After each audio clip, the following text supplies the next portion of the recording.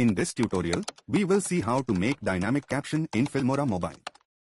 Firstly, open Filmora Mobile app, and then click on this caption button. Select here your media, and then click on import button. So this is my video. There is something infinitely healing in the repeated refrains of nature, the assurance that dawn comes after night. From here you can choose your caption language. I am selecting here English language. Then after click here. There is something infinitely healing in the repeated refrains of nature, the assurance that dawn comes after night, and spring after the winter. This one is free. There is something infinitely healing in the repeated refrains of nature, the assurance that dawn comes after night, and spring after the winter. And these are paid one.